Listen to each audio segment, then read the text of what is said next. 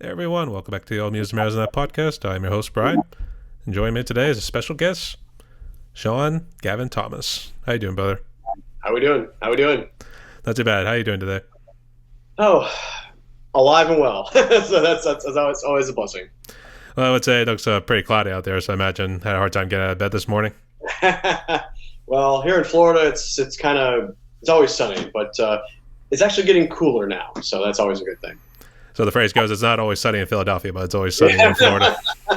Well, actually, it was raining yesterday, and it's actually clear now. So because Florida kind of goes up and down with the weather and all that, so it's kind of yeah.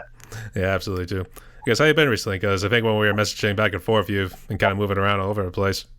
Yeah, well, as you can see, this is kind of the almost. I mean, this is kind of like the embryo stage of my new studio room. I've got. We'll talk about like all the new equipment that I'm still getting with that later on in the show. But this is just very much the bare bones of what you're seeing. These walls are going to be painted black. We're going to have a whole bunch of stuff kind of hanging in the background, and just kind of like my musical influences, and just make it look awesome. I want to say, send me your MP3 saying, what was I thinking? You better What write was I that moment. No. Well, there's a story with that song. I'll tell you how I came about to doing that cover song. Well, actually, yeah. Who did sing it originally? That wasn't Jason Aldean, was it? Dirk Bentley. Dirk Bentley was the original artist. I was trying to remember because I think we actually did play it. I used to play football back in college. I wonder if it was like one of those that came over the loudspeakers during practice whenever we were playing. Sure. So I'm not sure that was what our quarterback was thinking when he I'm threw. a big basketball fan, so I'm a big basketball and baseball fan. So like I'm originally from Cleveland, Ohio, and obviously Cleveland Cavaliers are my team here, but are my team in Ohio, but here in Florida I'm more the Miami Heat, so I follow them as well. So you may figure it's like I resided in Orlando. You figure like it's like, why aren't you following the Magic? It's like, well, I'm not really a big fan of the Magic. I always gravitated to Miami Heat, not because of like LeBron James going there, but just naturally it was just like because of their championship DNA and all that stuff like that. They're always I was going to say you weren't the one that was burning the jerseys when he said I'm going to take my time to South Beach. Oh gosh, I don't do petty stuff like that. That's a little bit over the top. I mean, it's a sports team. I mean, it happens. It was almost like he just like broke some sort of religious order or something there whenever he made it, and people start burning his jerseys out there before you know it. Decision in the end. I mean, so you're gonna. I don't care how careful you are in life. You're gonna burn bridges either way. I mean, you're gonna have people that are gonna love you. They're gonna have people that are gonna hate you. You're gonna have people that are like in between. But there's always the ways to the amends and all that. But hey. Well, I thought that was more of a politician, to be honest. So. Yeah, I know, right? Exactly. Yeah. Absolutely. All right. So, Shawn, welcome to the podcast right here. The way this is going to work is just going to ask you some simple questions so we get to know you more both as the musician, but also as the individual, too. So, sure. We'll start with the first one right here. Who is Shawn Thomas, and how did you become a musician? Wow. Who is me? Well, who am I? That sort of thing. Yeah, exactly. Well, I got introduced to music when I was about 4 years old. But we're gonna go way back. I'll show you something here real quick. This was me when I was 2 years old, and I knew right here. There's me holding the microphone. That's when I knew music was part of my life, right there. So they didn't voice you on American Idol, did they? Yeah, no, actually, I've never done American Idol or Voice or anything like that.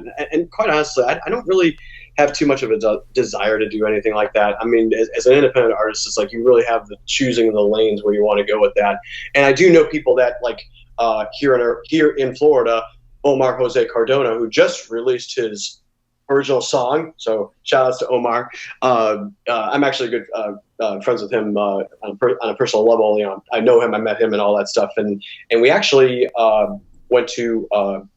I was at City Walks Rising Star, which is the local karaoke club at Universal Orlando, and he was there, and a couple other friends were there, and we basically all shared the same stage, which was really, really cool. So, and he's actually did at Disney Springs, which is in Orlando, New Year's Eve, his band Epic performed, and I had a chance to catch up with him and just kind of talk, post voice and all that. And he said, I don't think I've ever, I think he said, no, I don't think I ever want to do anything like that, because it's a lot of work. It's a lot of like hours putting behind it, and it's crazy. But getting back to it, to how I started, I guess basically got really introduced to music when I was about 4 years old, when I was at my parents' home in Cleveland. I'm originally from Northeast Ohio, Cleveland, Ohio area. I actually lived by the airport, Cleveland Hopkins International Airport, and all the airplanes would be flying by, and that's very vivid memories for sure. But I lived near the airport, and I remember it was Christmas time, and Phil Collins' Genesis, the song "Throwing It All Away," was playing in the background, and it was just kind of hearing it, and I was kind of like babbling and mumbling at the time. I was going, I didn't really, I wasn't really singing at the time. I was only 4 years old, but it really just kind of captivated me, and I think that's what really propelled me as far as getting into music. And then as I got older, going into middle school, I was active with the show choir and the choirs around there, and really just kind of building there. And I actually had my first solo experience singing "All for Ones I Swear," even though it was only about 4 bars. It was like my knees were knocking and everything like that. I was like, oh, that was my first real solo experience. And obviously, as you perform more as a musician, that kind of goes away, and now you're welcoming the audience becomes a part of you, rather than you almost trying to like try to do it yourself, almost literally do it yourself, and like it looks crazy, but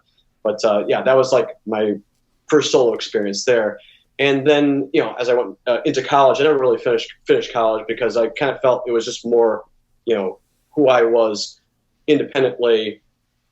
I went to college, actually sang for Kenny Rogers. He did a Christmas concert back in 2003-ish, give or take. So that was when I was in college. So that shows how old I am.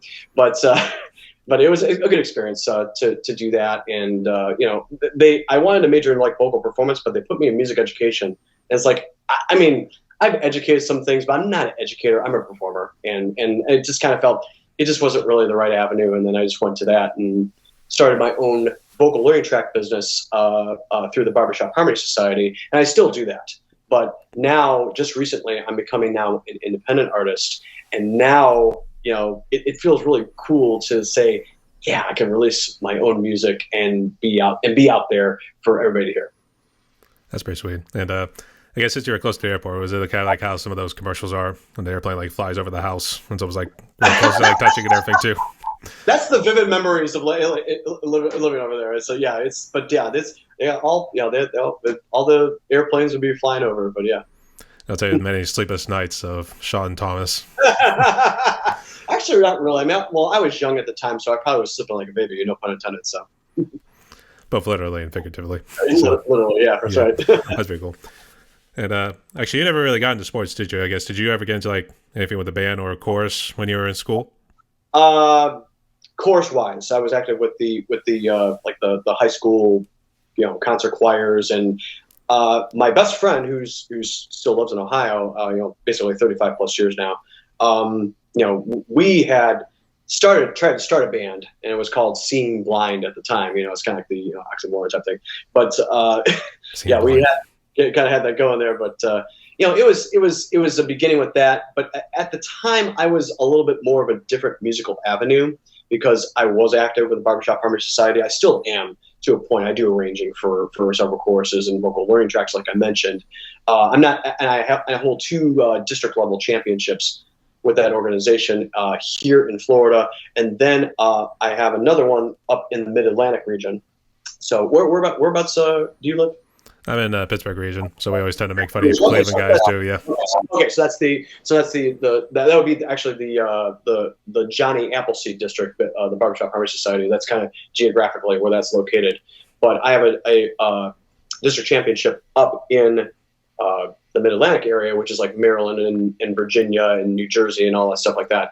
And actually, some sad news: the bass of my quartet recently passed away. He was battling stage 2 mouth cancer, and he was, but he chewed tobacco. I think he chewed tobacco and all that stuff like that. And I knew he smoked, but it gutted me like just immediately when I heard about the news. And we both had that desire to win the championship. We were silver medalists twice back in 2005, 2006, and obviously, life gets in the way, and we kind of went our separate ways and all that stuff like that. But, that quartet was kind of the springboard for me to do vocal learning tracks, because now, I'm getting exposure of, oh, hey, this guy sings real well, but wow, he just layer tracks, so he can help, other choruses and quartets and everything like that around there. So I've been doing it for over 20 years now, and I started off with basically a basic 4-track recorder, and now I've got a whole full-fledged studio that I'm working with.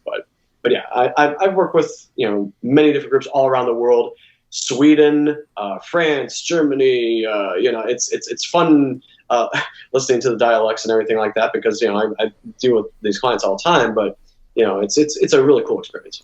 I was say you didn't sing "We Are the Champions" after winning those sort of trophies and medals, did you? We are the champions. Yeah, well, actually, they do the Mid-Atlantic District, the one that won my first championship. They actually do Jekyll and Hyde's This Is the Moment. So this is the moment. This is the day. It's a really, really cool experience, and it really is an emotional time, because you have like the entire chorus singing to you, and it's really, really, really an awesome experience. I would also give a nod to Kenny Rogers too. May he rest in peace as well. Yeah. Kenny Rogers. I didn't really know Kenny at the time, and it's kind of funny. We'll talk about what was I thinking, because I never was really a big country fan when I first started with music.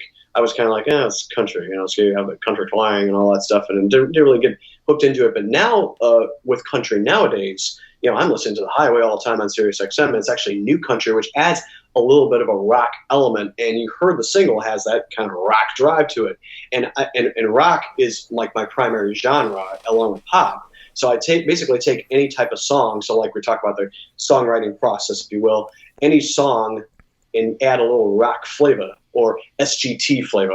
That's the people at Rising Star, and I just kind of gave that nickname to myself at SGT, and even my producer up in Orlando, it's just like, hey, SGT is like what we do here.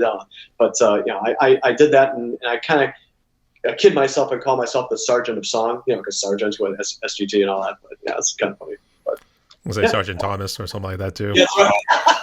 Actually, my membership card. I don't have it on me, but my membership card for the Barbershop Harvest Society actually says SGT Thomas. Oh, because they're so used to hearing me go as saying SGT all the time. So yeah, did that for a little bit. And my social media handles were SGT Sings, but I decided to kind of change it a little bit more uniformly, because I actually have a domain that I still need to do a website and all that. So it's now Shawn Gavin Thomas Music. So that's a little fun. I guess were your parents real big into classic rock, or someone like the Elvis Presley and those sort of old guys back in the day? Yeah. No, I'm pretty wide eclectic. This studio room's got a real. I can't really. It's big. It's huge. But I have a Elvis Presley photo, kind of like painting, that I just purchased at a store that I'm going to be putting on the wall here. So once all that stuff, you check my socials out, I'm going to be posting like crazy, like to say, hey, here's the finished product. But this is kind of the beginning of this. So I'm actually doing another interview with another podcaster down within the next month or so, and this will be all finished, so I can say, hey, this is what we got here. But for this particular one, you're kind of seeing like kind of the embryo bare bones. But yeah, I was thinking that maybe it would be like was it one of those sort of TV shows like they start like remodeling the houses and everything too? Oh yeah, that's like the house flipper type thing there. Yeah, the house flipping. Yeah, this is new construction. I just moved in, so yeah, it's nice. It works well. That's pretty cool. I guess who would you say has been like your biggest influence whenever you wanted to get into like being a vocalist? Wow, there's a lot. Let's start with the legends. Elvis Presley by far. Frank Sinatra. Because I've sung some jazz and vocal standards. Probably on a songwriting aspect, Ryan Tedder, Jason Mraz, which that's kind of like one of my favorite songs. Right now, I feel like dancing. When I heard that song, I was like, oh yeah, I gotta learn that one. Jason Mraz is just a whole different level of like creativity as far as like with lyrical content. I'm trying to learn these lyrics, and like blah, blah, blah, blah. It's like literally like a tongue twister at first, because you gotta, like, with his type of songs, you just gotta break it down and just be slow. It's like playing piano, just slow practice, because it's really lips the teeth, the tip of the tongue with his stuff. So, I would say Jason Mraz. On a country side, Luke Combs, Luke Bryan, Chris Stapleton, Jelly Roll. We're talking because my original song has got kind of that little gruff to it, because all those vocals had a little bit of a growl to their tone. So I'm kind of hooked on on that type of side with country. Kenny Rogers, you mentioned, as far as legends. You mentioned like there's Reba McEntire. There's oh my gosh, Brooks and Dunn. If we're going back to like the '90s country and all that, and John Michael Montgomery, I've actually done soul on the cover of his. On the rock side of things, by far Metallica is my all-time favorite heavy metal group. And it's kind of funny because Metallica is like, I like to call it melodic metal, because if you hear like Master of Puppets, the kind of that bridge part, it's literally like a symphony. I mean, when you hear their music, it's literally like you're hearing literally a metal symphony. And ironically enough, they did that S&M album, back in the day, like, what was it, 2004, Sugar? I think, somewhere around there. Or I don't Something like that. I don't really pay too much attention to like their newer stuff. I kind of yeah. I'm kind of like one of those guys who like to stick with the '80s ones who came out with Kill 'Em All, and then up to Journey, Foreigner, pretty much any of those Hair Nation bands. Like, I've always liked. I'm very eclectic. That's why I consider myself to be a multi-genre artist, is because there's so much, with music out there. It's like, I encourage people, like, you kind of find the lane that you're in, but I would say, don't be afraid to like say, get out of that comfort zone, because like country, we were talking about country was really out of my comfort zone. I mean, I was like, I had no real, grasp on country beforehand, but now I'm like full-fledged, like I said, listening to The Highway, I'm listening to all these new artists, and it's really just like, the taste that you have with it, as far as with country as well. I mean, because like I said, there's Restless Heart, which I love the old '80s and '90s the country then, and then like the new countries kind of has that rock edge to it, which I like. So yeah, I've always been a little torn with country, because mainly I think a lot of the lyrical contents tend to be like all the same ones with like heartbreak or something involving the guy's truck, or something with drinking involved too. So I think the problem is it really seemed kind of seemed like blend together at times. So right. But then like actually I remember watching Ken Burns when he was talking about like the country music scene that came to Nashville, made Nashville the city it is today. Right. I love Nashville. Nashville is one of my all-time favorite cities. Vegas, here, like in Orlando. I mean, that's happily the reason. Like, it's nothing against Cleveland. Like, Cleveland is a smaller. It's kind of like the small market, and Cleveland offers music stuff, but not as heavy as like when I was here in Orlando and even Miami and Nashville, you mentioned, and Vegas. I mean, the bigger cities. I mean, obviously, let's just face it. It gravitates and attracts these people to those areas. And like, I mean, I'm not bashing Cleveland, because Machine Gun Kelly is from Cleveland. Bone Thugs and Harmony, the rap artists, are originally from Cleveland.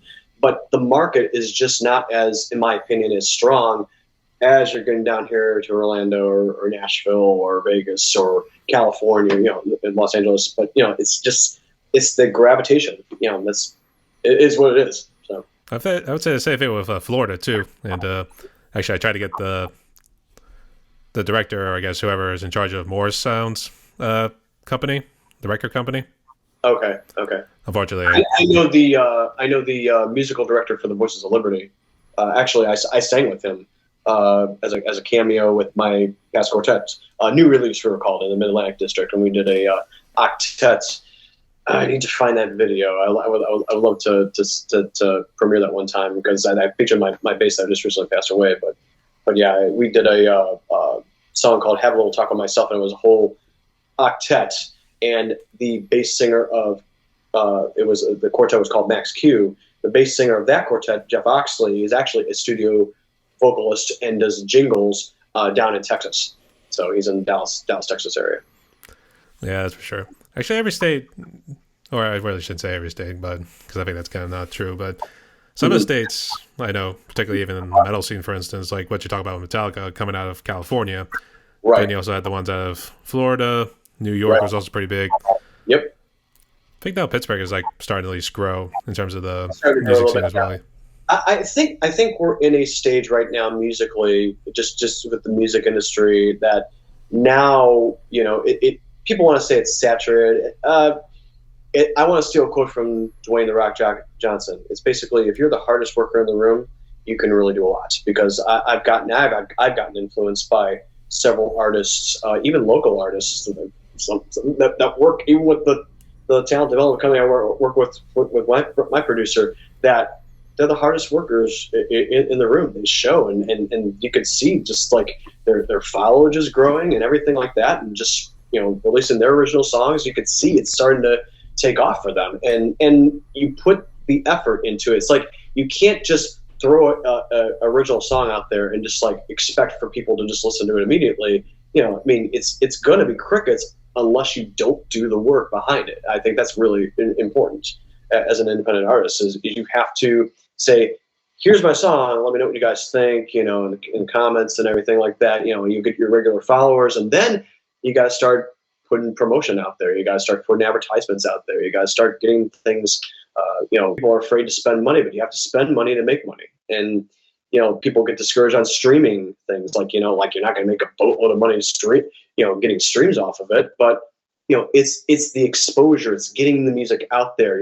For me, I'm working on an original song right now, which is hopefully be done by the end of the year. It's got a rock edge. I wanted this thing to rock right from the edge, but I'm not expecting it to be a million streams and making thousands of dollars right off the bat. It's getting your music out there to say, hey, and earning the fans. Let the fans say, like, hey, I like this, and they'll follow you, and it's like, hey, I can't wait for your next song and all that. And it's like, I can't wait, because you're the ones that drives me to do it. So it's really important, really important. Yeah, absolutely. The one thing I don't like about it is, like, people will then say, like, oh, we have like this sort of shortcut will help you try to get so many followers on, let's just say, Spotify, for instance. Yeah. Mm-hmm. So I imagine you get a whole lot of those too. Yeah, I get all these. I get occasional spam messages that are like, hey, your music's lit, fam, and all that. It's like, it's awesome. And they're like, it's basically the same generic message that you get over and over. But like I said, you deal with it. It happens. I mean, you're going to get that from time to time, and you just keep plugging away. So. Yeah, I guess this guy jumps ahead a bit, but I guess what sort of advice would you give to like other musicians who are kind of in the same boat as you? Basically what I said with Dwayne the Rock Johnson: be the hardest worker in the room, and just don't don't give up. Keep pushing. You got to put the work in. It's one of those things. You just have to keep pushing, keep going. Don't get discouraged. Do it because you love it. Don't do it because of the money. I mean, people want to save it for the money. Yes, it'll come. But you got to do it because you love it. You got to have a passion for it. Deke Sharon, who did the Pitch Perfect movies, he wrote and arranged it. He said a very important quote that resonates with me. And he said, you don't choose music. It chooses you. You don't choose music. It chooses you.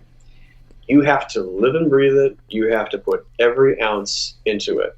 And regardless of what happens, you have to do it because you love it. And you have to do it because it's a passion, it's a lifestyle, it's what you do. And for me, I would not do anything else. I mean, I got a side hustle that I do to keep income, Uber Eats and all that, but I always focus on the music, and that's a really important thing. You never know who's watching, you never know who's listening. You just keep going. You just keep going. And that's actually my original song that I'm working on. It's called Focused, and it's hopefully by the end of the year. It's no matter how much crap gets thrown at you in life, you have to keep going. It's actually, I use a Winston Churchill. I bring it in the song. It's like a reference. As Winston Churchill once said, if you're going through hell, you gotta keep going. And it's the main motive of the song. And like I said, it's a rocking song. It's an in your face, and it's just like determination, no matter what happens. And that's the whole thing of my first original song. So hopefully it's get done by the end of the year. As we're just kind of getting stuff scheduled. But yeah, looking forward to it. I was gonna say, I think the only Winston Churchill quote I pretty much heard was Iron Maiden's. I guess whenever they led into Aces High, whenever they played it live. Yeah, no, it's interesting stories about Winston Churchill. Like when there was like through like the war or whatever, like he stayed in the bunker and like everybody were like evacuated, and it's like, but he stayed the course, and I think that's really important. That's another thing I would say: stay the course. Like no matter what happens, I mean, you can't control the outside narratives or whatever, but you have to keep moving forward, and that's a really important thing. Like for me, it's a mantra of life. Like we went through all kind of the trials and tribulations of getting this house built, and we had to deal with a lot of outside stuff with the crap that was going on, but we just kept going, and that's one of the biggest things that I can just give for anybody that's doing it. You're gonna deal with it. Work on your craft. Always never settle. Keep moving. Just keep going. I was actually thinking of the Rage Against the Machine song. I thought it was like "Settle for Nothing." I think that's what it's called. Yeah. Settle for Nothing. Right. Yeah. I was gonna say it wasn't Never Settle. Machine Man. Yeah, they're a whole different element there. Yeah. Actually, that one was a bit more metal-y than like some of the other ones that came like later. Yeah. So Cool. that's pretty cool too. I guess. So do you just strictly do vocals, or do you also do guitar? Well, actually, that's one of the things I want to start learning guitar. It's been kind of a passion of mine with instrument wise. Like I've always loved seeing people who could play guitar, but I never actually picked up a guitar yet. However, I do have a keyboard that I've done some light keyboarding, but vocals are my primary instrument. We talk about gear. Let's talk about gear. Yeah, sure. Let's go ahead. What you got? So I have got. I just recently ordered. Right now I'm using the Sterling audio microphone, but that's kind of nothing compared to what I just ordered. So I just ordered the Neumann TLM 103, which is kind of like the little baby version of the big Neumann. And I wanted to just shoot my microphone quality up to a whole new level, so I got the Neumann. I have a Focusrite Scarlett. I can't really turn the computer to show you, but with Focusrite Scarlett 18i20, which is kind of like the bigger version of the 2i2, which I love. Some people use Personas. I love Focusrite a whole heck of a lot better. It's a better, in my opinion, much better interface to work with, better hardware, and I have had zero issues with it. It is awesome. I love it. And I upgraded to because I wanted the rack mount version, so I kind of got the 18i20 version. So, but hey, it's good. Hey, if I have a live gig or whatever, I got all the plugins there and ready to go with it. So, but yeah, I use that, and then I use Final. Well, this is the video side of things. So Final Cut Pro, if I'm doing like multi-track kind of video type stuff, I use that on Mac. And Pro Tools first, I use the basic version. Like, yeah, I could get the regular Pro Tools if I want to, but this is the free version, and I don't really lay out 160 plus tracks for what I currently do right now. And then I've got the M Audio, the little mini studio monitors in the corner. Those have done more than enough for what I need. It's a pretty basic setup. It's not anything real extravagant. I've gone through too many desks to count. I've had so many studio monitor desks that do I really want that studio desk or there? So I went to the one store because with this particular room, it's like a 10 by 10 room. It's a small working space. Eventually I want to move up a little bit, but I actually bought a desk that is probably about 40 inches. So it'll fit inside the one closet. I'm going to basically gut the inside of the closet, remove the door, remove the shelving and all that, and just kind of get everything all set there. It's going to look amazing when it's all done. But this, like I said, this is just kind of the beginning here. I got the chair here in the background and just kind of some basic stuff for now. But we're getting there. We're getting there. Yeah. Actually, I've done a couple of interviews right now where people have actually mentioned they do have the Scarlett 18i20, and that's the one I roll with too. Yep. Oh, I love it. It's like I said, we talk about investment. That's another thing. I'm kind of piggybacking, jumping back a little bit, or circling back to what I was saying. Don't be afraid to invest. It's going to be expensive at first, but I'll tell you, the investments will pay in the long run. It will pay in the long run because now you've got good equipment. Now you can move forward with that. It's pretty much how it is with really any business. Do you watch the NBC Shark Tank at all? No. Mm-mm. That's actually where entrepreneurs come on and they try to pitch ideas to investors, which they just... But I've never actually sat down and watched it. Okay. I would say it's kind of like that too, because you said you were kind of an entrepreneur as well? Yeah. I've been self-employed, doing obviously the vocal learning track business for well over 20 years now, and I've always liked independent contracting jobs like with Uber Eats and DoorDash, where you can choose when to work. You're not strapped on a 9 to 5 type thing or whatever. Because honestly, doing this is like a 9 to 5. I mean, you wake up, you get up in the morning, you do vocal warm ups, you lay out a couple tracks, and making sure everything is all good and getting everything lined up, and then once the vocal line is done, then I use a Melodyne for for pitch correction, just kind of fine tune some stuff up and everything like that. But it really is a 9 to 5 the way it's sitting. And then if you're getting like practice time in, like with keyboard or guitar, then you got to put time in that. And then if you have gigs, that's basically a 3-4 hour window or however long the gig is. You're literally it's literally time management and just knowing exactly putting everything together. So if people say, well, you don't work a 9 to 5 job, well, take a look at what we do.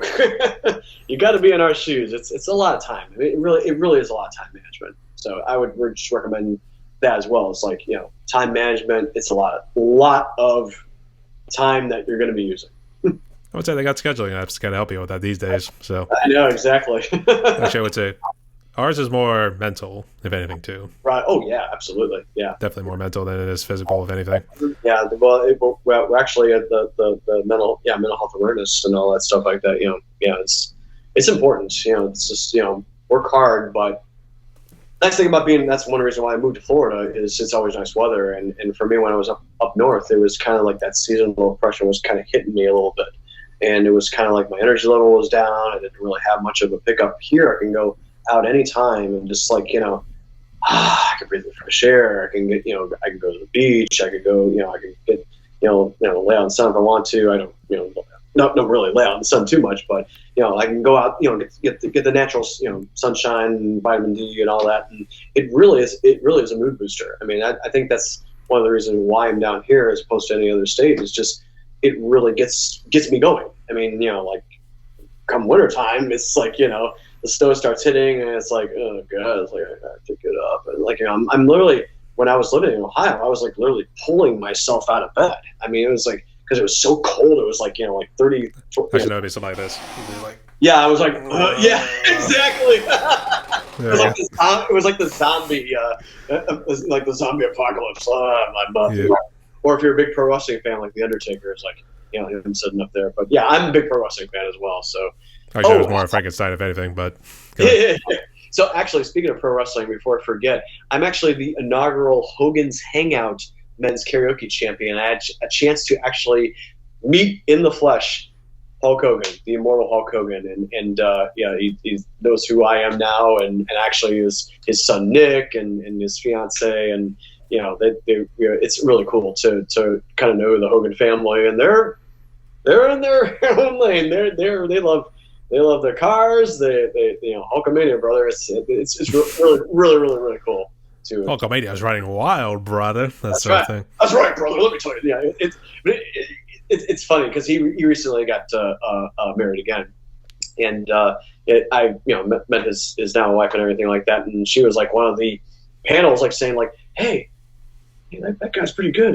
That just saying I did Montel Jordan's "This Is How We Do," which is kind of like my signature karaoke song, or I guess if you want to go for like a audition song for anything, because it's just so upbeat, it gets the crowd going, and like I said, I'm a multi-genre artist, so we talk about what was I thinking, and that's kind of like the country side of things, with kind of rap and hip hop. I'm kind of more than the '90s rap and hip hop, like with Snoop Dogg and Dr. Dre and all that, because that's the era I grew up in basically. But I'm not saying I don't like to be like the old FUD, because I listen to all types of music. Like nowadays, you got Olivia Rodrigo, who's making a big impact on what she's doing, and hearing Vampire is so creative. I mean, just the way music now is kind of like we're going many different lanes. It's not just one condensed lane. We got a whole bunch of lanes.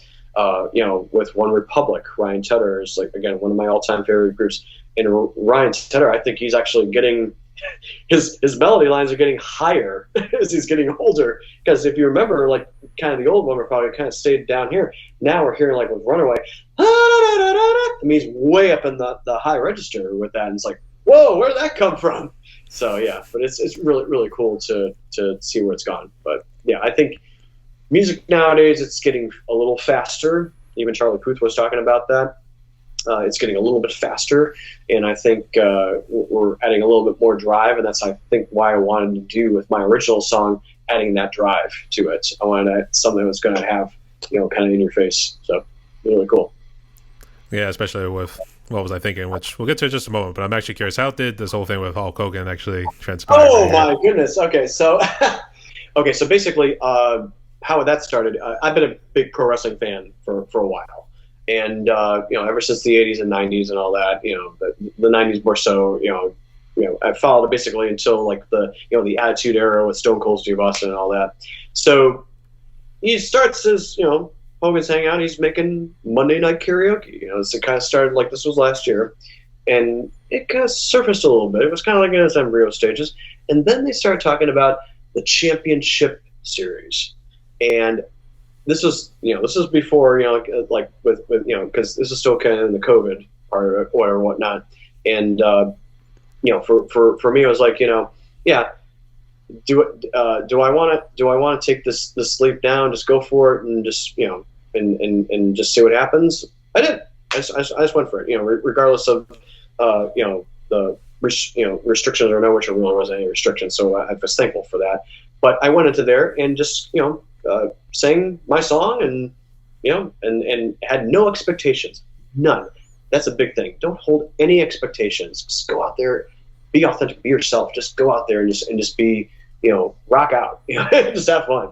And I went there, and the crowd loved it, and Hulk Hogan was like, "Whoa, whoa!" Like literally, it's like, "Whoa!" Like he didn't go, "Whoa, brother," but he was like, "Whoa, whoa!" It's like all of a sudden, it's like, "All right," and I think he was like FaceTime his son Nick, and he was like, "Oh, check this guy out!" I was like, "It was amazing," It's like it was really cool. But at the end of the night, they did like the top 3 finalists. So it was another singer which won the Clash of the Champions already. So it was him and 2 other people, and then it was like because they were going to do the top 3, and then Hulk's wife Sky pointed to me and said, well, "What about him?"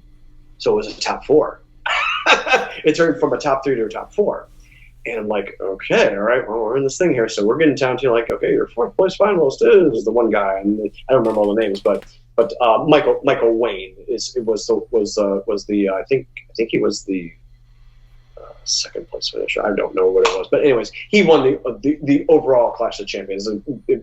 Another amazing, like his high range is ridiculous, but he likes kind of the rock too. So, but when it came down to like the 2nd place, and then all of a sudden it's like your winner is like me. It's like what? I was like what? I wasn't expecting this. What's going on? And Yeah. It's like what's going on? And Hulkster awards me the belt and says, hey, did well, brother, and all this. And it's like it was really really cool. I mean, to be able to do that. And the next week, I actually met his daughter Brooke, which Brooke knows another person in my music network that I actually did a collaboration with. Her name is Melody Joy. She's in Orlando, and right now she's kind of going through a lot of stuff right now. She just recently lost her mother that was battling cancer and everything. She definitely needs her time and space right now, but our thoughts and prayers are with her and everything like that. But she was a very integral part of doing like a collaboration of Let's Get Loud. We did kind of like a Jennifer Lopez type song there, which that's yet to be released. I'm trying to get some things with that, but Melody knew Brooke, and that's kind of like that network there. So I said to Brooks, like, "Hey, somebody I know." It's like, "Oh, that's really cool." And she says, "Oh, she's way better than me." And I'm like, "Oh, no.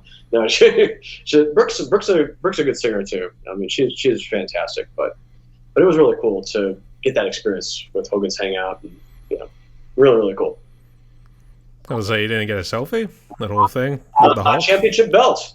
Actually, do I have it around? I don't have it around here, but this thing was it's an actual replica belt. I mean, it's almost near the authentic thing, and it's worth a lot of money. So so it's autographed too. So I went to the autograph session as well up in Clearwater Beach. So that's where his thing there. So if every Monday night karaoke, just follow Hogan's Hangout or Hulk Hogan on Instagram, and he's doing everything. It's like a light South Steel cage breath. Everything it ramps up and all that. It's really, really, really cool. So if you're a big pro wrestling fan, go to Hogan's Hangout. They've had people from American Idol on The Voice that have won. So it's really, really cool. I guess what songs did you sing to? I did Montel Jordan's "This Is How We Do It." So this is how we do it. It's real cool. So I liked it. So it was just one song. I thought there was a whole array of songs. It was just one song that you had to sing for whatever you wanted. I mean, you could for the next week. I did "Walk the Moon, Shut Up and Dance." When it went kind of my little swan song, if you will. But they started the championship series and just kind of awarded champions, and then we have got people that are 4 or 5 time champions. I haven't been there in a long time, but yeah, it's really cool. I would have actually pictured you doing Van Halen's "Running with the Devil." Oh my gosh! No, ironically enough, I like the rock, but I'm very careful about what songs I choose. It's because I wouldn't be doing screaming all the time, because I would literally my voice would be done. so it really is if you're not worried about getting vocal nodules like Steven Tyler from Aerosmith, I wouldn't recommend doing that. It's not really healthy for your voice. It's like I said, I do everything in your own lane. Find what works for you and go from there. That sounds good. Congratulations to their made, and I guess eventually when the time comes, we'll see how much that belt is worth then with the autograph. So. Yeah. No, it's autographed, and it was really, really, really cool to meet the Hulkster himself, brother. Yeah, absolutely. That would have been awesome. Actually, how old is he right now? Is he up in his 80s right now? He just turned the big 70. Oh, just 70. Yeah. Oh yeah. I was trying to think, who else did he wrestle? And I've not to get into wrestling too much, but at least I think it was Triple H. Did he wrestle someone who had the name Triple H? I know he wrestled The Rock. I know he wrestled Dwayne Johnson. Yeah. That was kind of one of his last matches. And then, I think that was probably his last match, because he did a couple of cameos at TNA for any of the pro wrestling fans out there. But I haven't really watched that. So, but I know that Dwayne Johnson was probably one of his last matches, because he was getting up there in age too at the time. So, I actually did used to watch something called Wrestling Society X, which was a whole bunch of different wrestlers. It wasn't any of those big ones you've seen there. That's the thing with Florida, is that this is actually what I consider the pro wrestling capital. There's so many. Jimmy Hart. I met out the South Jimmy Hart and got a photo with him and chatted. Super nice guy. I mean, he lives in Oldsmar, which is near Tampa, and IRS Erwin R. Shyster, Mike Rotunda, which our thoughts and prayers to his son Bray Wyatt, who died at 36. It's just so sudden, but it's crazy. What's going on, and there's a lot with that. So, but yeah, we seem prone to tragedy at times, don't we? I know. Yeah, that's life. I mean, that's what it is. Yeah, absolutely too. So, thoughts and prayers with everybody there. And I guess let's go ahead and jump into what was I thinking? I guess what made you want to do a cover of that one? Let's get to know more of the story here. And I guess why did you pick it too? Oh my gosh, yes. Okay, so what was I thinking? So how did that start? Okay, so I actually got inspired with that song, and there is a local new country top 40 band here in Florida, in the Tampa Clearwater area, called Crossfire Creek. Crossfire Creek Band. You can follow them on Facebook, Instagram, and they have their own website. And the front man of that band, Beamer, is actually a fellow Hogan's Hangout men's karaoke champion. So we both hold championship belts with that. And I was actually there when I made a just kind of a random appearance after a while from winning, and he was there and he won. And we chatted a little bit, and I said, I can't wait to see your band in person one time. And we went to there's a local watering hole just right down, about maybe 15 minutes down the road from where I'm living here, called Woody's River Brew in Ellington. And they performed and heard them, and it was like, hey, it's a pretty darn good band here, and they're going places. They won Best of the Bay 2023 2 years in a row. They are the real deal. They got, they have a manager, they have a stage and lighting guy. They go They went all out. I mean, that's the go big or go home. They want everything all out, and they're not looking to become uber famous. They're just doing their thing. They have guys that are passionate what they do. They have an excellent guitarist, George Valentine. Was one of the guitarists, exceptional guitarist. They've done a couple of personnel changes throughout the past 3 years have been together, but it's all for the better, I think, and they did fantastic. I mean, they're the second, best of the Bay, but they're one of my biggest influences of doing what was I thinking, and because actually George does the cover of that with the band, and I heard it, and it was like, I heard this song before, and then I heard this song a while ago on the radio. It's like, I mean, and it's like, what is that song? It's like, I'm trying to put a finger to it. It's like, I like it. I like how it grooves and all that. And it's like, I don't know who the artist was. And then I discovered it was Dirk Bentley doing it. And then I heard them do it. And it's kind of like, gave me an extra little spark. And I'm like, you know what? I'm going to take this to my producer up in DME Orlando, Michael Walker. Is him and his wife run their own company in Orlando area, and I said, you know what, Mike, I'm loving this cover here. I got some vocals already laid out here because I tend to lay out the vocals here because I'm kind of perfectionist when it comes to getting everything just right in the grid and everything. Being in a studio, like, it's kind of wasting studio time. I kind of want to get things rolling with that. I don't want to be like wasting time doing take after take after take when I could do it here and I can actually cut costs a little bit, and I can actually get that polished.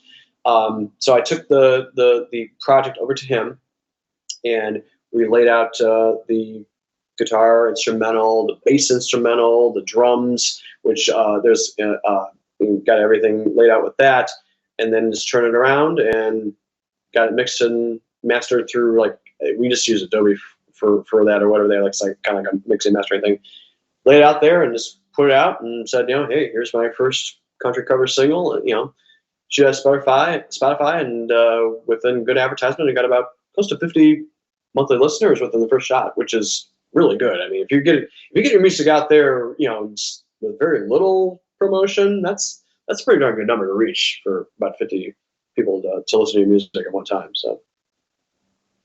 That is congratulations. And then, thank you. It's my first cover single. So I got another one that I need to get the album artwork done. It's Vertical Horizon's Your God. So it's kind of good choice. I remember listening to that one a whole lot as a kid. Oh yeah, Vertical Horizon is one of my favorite alternative bands. So they're kind of, I like the type of sound, I guess, if you want to, that I like is rock, but on if it's a more alternative type sound, it's kind of like Three Doors Down, Vertical Horizon, Blessed Union of Souls, it's kind of like around that type of vocals there. I like doing. So, like I said, I consider myself a multi-genre type artist because I don't like to necessarily stick in one lane of vocal choice. Like, I can go many different ways, and even my one music friend said, hey, you're versatile. You can do a lot of stuff, and I figured might as well just stick to that. It works well. Actually, a while back, probably several months ago, I think it was this year. Yeah, me and a couple of friends of mine, we actually did a 4-drummer collaboration of "We Are" from that album as well. Yep. We are. Yes. Actually, funny enough, it was like the first 4 songs all were singles, and it seemed to be the big hits from that Everything You Want album. It's blanking out me. Who's the lead singer of that? I'm trying to remember the name. He worked with Richard Marx, actually, and that's actually where I got the inspiration for Your God, which by the way, that's not released yet. I'm working to actually release it as a second cover single to kind of follow up with what was I thinking, because these are like songs that I've had pre-recorded. That was actually before COVID, so I started doing that in 2019, and that was my producer was kind of moving into a new studio spot himself because he was doing renovations. So when I recorded that song, he had kind of like a big carpet, like those carpet rolls or whatever, like rolled up. He put everything together to kind of create like a small studio space. And I was in there. And let me tell you, it was hot as hell. it was like you could be like 90 degrees in there, and I'm like, whew, I better lay these out quick and take a step out for a while because it was very warm, and I said to him, I'm wearing t-shirts and shorts and everything. He said, "Smart man," because it was hot. It was very very hot in there, but that was the beginning of that. But now he has like a whole full-fledged studio with like soundproof doors and everything like that. It's a whole 180, and actually he's redoing the another elements. Like he's like adding on top of the upgrades. So like they're adding a front porch in the front of their house, which used to belong to somebody avid car collector. So it was like a 3-car garage with cars and everything. And now they're adding like a whole front porch, and it's like in construction. It's amazing what the transformation from it. It's astounding, absolutely astounding what they did. I think there were 2 vocalists at the time for Vertical Horizon, but on that album, I think the other vocalist, his name was Keith Kane. That was his name. Keith Kane. It was the other one. And I think it was, I want to keep saying Matt Cannell. I think that was his name. Matt Cannell. Yeah, I think that might have been him. But he did a thing with Richard Marx, who did Right Here Waiting for You, wherever you go, whatever you do. And actually, Richard Marx helped write This I Promise You for NSYNC, which, as you know, NSYNC released Better Place. That's kind of like one of my earworms right now. I'm so excited. Bye, that sort of thing, yeah. Oh, yeah. Oh, they're Orlando-based. They're Orlando-based. They're Florida-based. Backstreet Boys and NSYNC and O-Town and 98 Degrees, they all started here in Florida. So that's, yeah. They'll do it shirtless and with probably the jeans all and everything, too, when they came out on the stage and everything, too. And they reenacted their first pose like back in '95 when they were together. So like they did all this stuff. Nearly 20. It's hard to imagine like 23 years later they released another new song, and they sound great. I mean, it's like age like fine wine, as they say. Something like that. For some artists, as long as you don't overindulge in like drugs or alcohol, that sort of thing too. Yeah. Well, I don't do any of that. I'm completely straight edge. I'll have like my social drink, if anything, is like a margarita or a light beer. I don't do anything like that. I can't. As a singer, it's like, I'm drinking more water than alcohol, because like alcohol actually dries me and drains me. It's like, ugh, I can't, like, for me, like, I want to sound the best I possibly can. And good vocal health is very important. I mean, and the more you indulge that, it's like, that's kind of the guilty pleasure, of performing in bars and all that. It's like, hey, have a beer, right? Like some will smoke. I don't ever smoke. My dad died from smoking, so I don't want to do anything like that. But no, I lost my father when I was only six years old to throat cancer, so I did not want to do anything like that. I always say I'm the voice he never had, because he had his voice box taken out, and it was terrible. I mean, it was probably one of the worst times of my life, to lose my dad at such an early age. So I don't bother with anything like that, and I keep everything completely straight edge. Sorry, my phone was blurry in there, but no, it's one of those things where you just have to, be authentic, be yourself. Don't, just because somebody's doing one, doesn't mean you do that at all. I really encourage nobody to do anything like that at all, because it really is a life-changing thing. Like my bass, he died from it. I don't go that route. I was almost to bring out the AC/DC song "Have a Drink on Me" and that sort of thing. Oh yeah, I know. Yeah, I mean, yeah, it's all good. I mean, like there's some country songs where it's like, hey, got beer in my hands. Like, it's okay to be social. I mean, it's okay to have that, but to do it frequently, it's not a very good thing. Like my dad. I mean, he dealt with he was an AA. He had to go through all that. So I don't do any of that at all. I'm very very rarely social. If I ever do it, I have a social drink. So I see. Yeah, real sorry for your loss too. Appreciate it. Thank you. Looks like it made you stronger and better too. So good to have you along for the ride. It made me stronger. It's like my mom being a single parent and everything like that. It's she did the best she could, and given the circumstances, and luckily I have good friends that have supported me over the years, and just given me like the encouragement and all that, and I know who to go to in times of trial and tribulations and stuff like that, and just moving forward with that. So. I guess get back into the music. I guess first off, Yeah, have sure. you released any albums yet, or are you just kind of doing like singles like one at a time? No. I haven't released any albums. Like, I mean, unless you want to consider my vocal layer track library like one huge album, I got like over 400 plus recordings of that. But that's not. It's not like studio. Like you're listening in the car, worthy to hear it over and over. I mean, it's like because for me, I'm not a natural bass singer, so I have to use Melodyne to kind of get to beef up the stuff. So it's not like natural bass or whatever whatnot. Because you don't want your recordings to sound like mechanical or anything like that or metallic. It's like no pun intended, Metallica, but I was gonna say, yeah, oh my gosh, it's Metallica. yeah, I know exactly right. But no, you don't want it to sound like it's robotic and everything like that. So that's kind of the challenge for me doing like the multi tracks is like for me, you want to get the lines to be as accurate as possible. But with me being a half perfectionist, it's like, okay, that sounded pretty good, but let's kind of adjust that just a little bit, and I don't want to get too crazy with it. But yeah, it's yeah.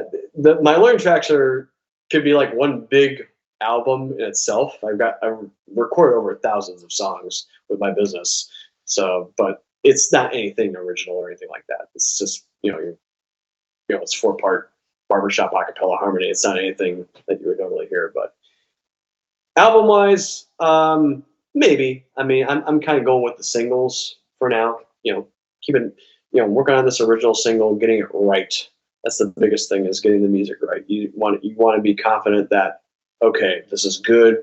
Let's do it. Let's get this released. And I think that's a real important thing is getting the music right. Don't rush it for anything. Just get the music right and get it out there. So Yeah, that's true. Yeah, actually, a friend of mine who's also from Florida too. Storm Kingdom? who's this? Storm Kingdom. His real name's Justin.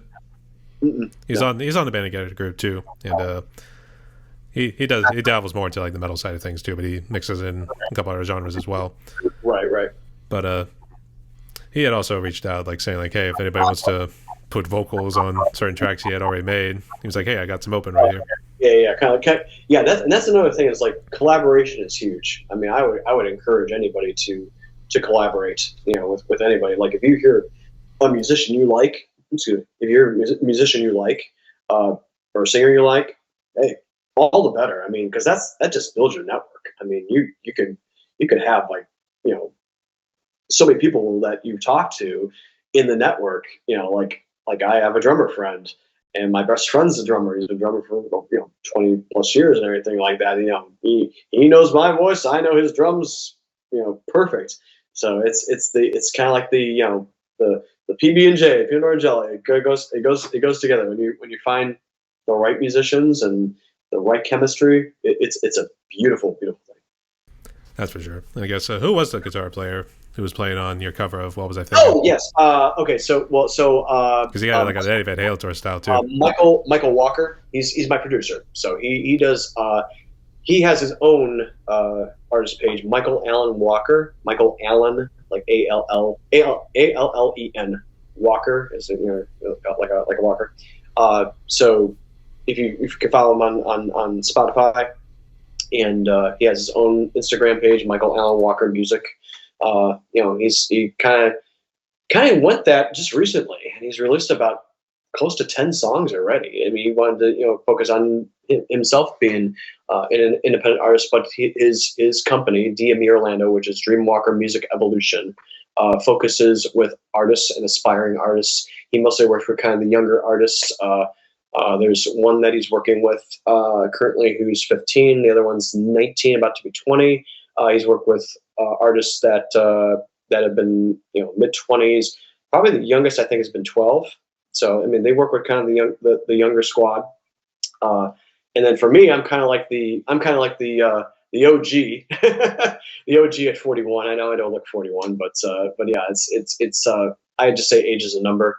But I've worked with him for about 4 years now, and Mike discovered me through City Watch Rising Star, which is the local live band karaoke place in Orlando at the Universal Studios, and that's my all-time favorite place to get promoted, so to speak, because I've had people from radio stations say, "Hey, we're doing a rap contest," because I did Vanilla Ice's "Ice Ice Baby" on that stage.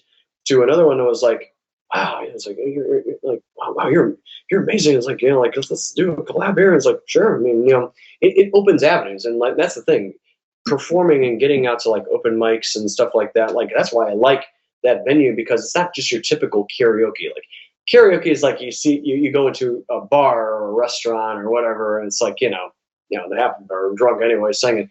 But this is different. This is live band karaoke, which is at Universal, which is kind of more that family friendly park.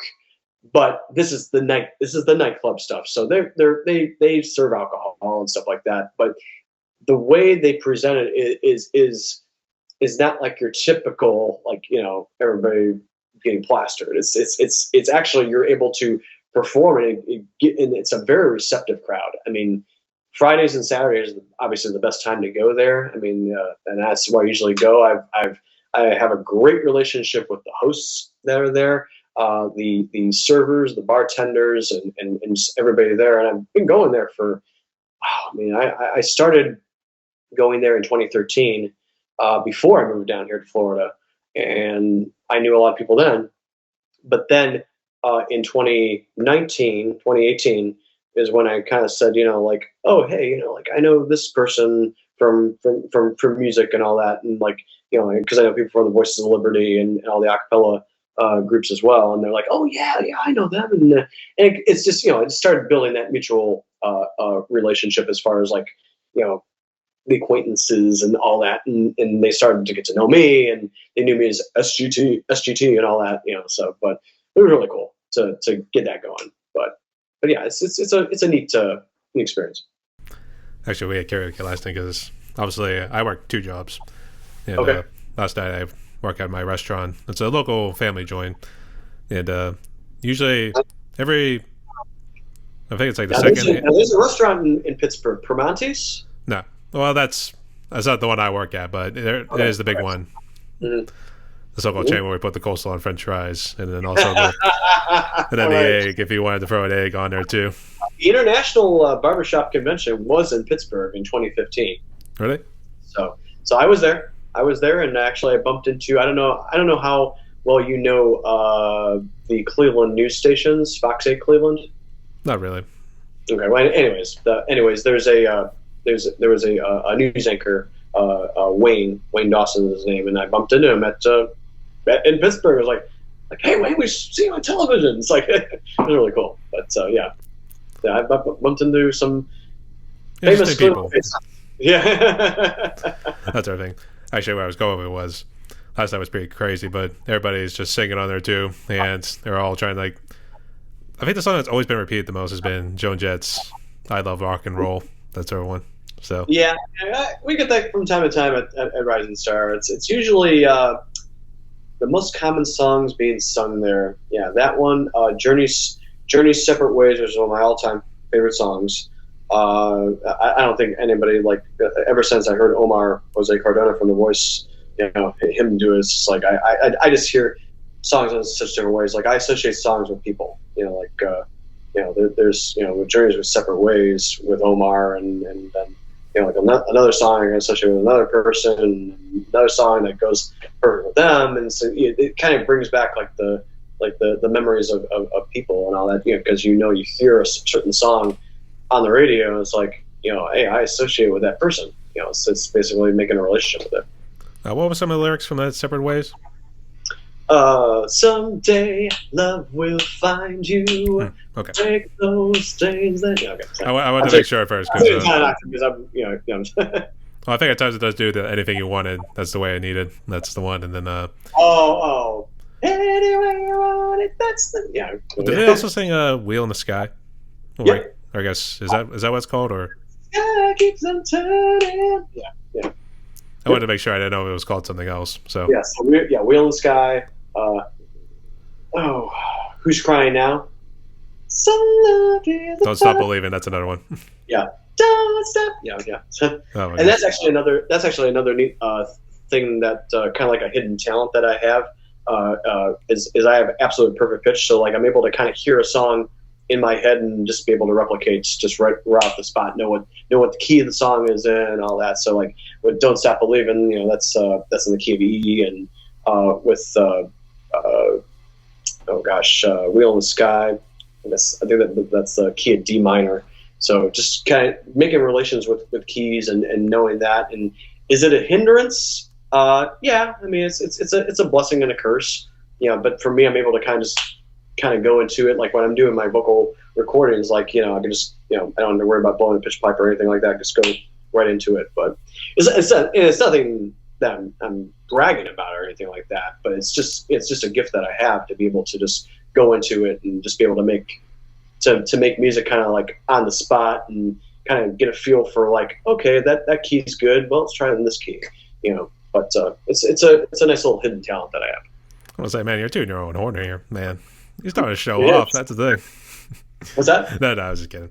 I was gonna say, man, you're really tooting your own horn here. That's the thing. So, all right, but you're good. You're good.